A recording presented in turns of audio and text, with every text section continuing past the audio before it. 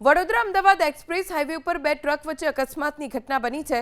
બે ટ્રક વચ્ચે અકસ્માત બાદ આગ ફાટી નીકળી ટ્રકમાં। અકસ્માતમાં બંને ટ્રકના ચાલકોને ઈજા પહોંચી છે। કલાકો સુધી ટ્રાફિક જામ પણ રહ્યો। સોલાર પેનલ ભરીને જતા ટ્રકે આગળ જતા ટ્રકને ટક્કર મારી બંને ઈજાગ્રસ્ત ચાલકોને સારવાર માટે અમદાવાદ ખસેડવામાં આવ્યા છે। દ્રશ્યો આપ જોઈ રહ્યા છો। બે ટ્રક વચ્ચે ટક્કર થઈ બાદમાં ટ્રકમાં અચાનક આગ ફાટી નીકળી। સોલાર પ્લેટ લઈને એક ટ્રક જઈ રહ્યો હતો જેને પાછળથી આવેલા એક ટ્રકે ટક્કર મારી જેના કારણે ટ્રકના બંને ચાલકો ઈજાગ્રસ્ત થયા છે।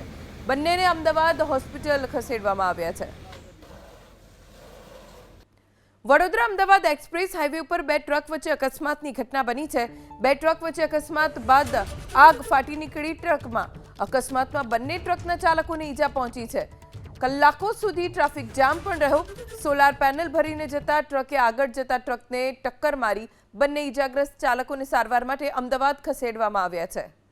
દ્રશ્યો આપ જોઈ રહ્યા છો। બે ટ્રક વચ્ચે ટક્કર થઈ બાદમાં ટ્રકમાં અચાનક આગ ફાટી નીકળી।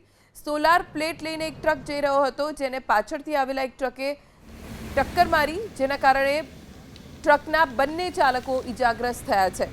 બંનેને અમદાવાદ હોસ્પિટલ ખસેડવામાં આવ્યા છે।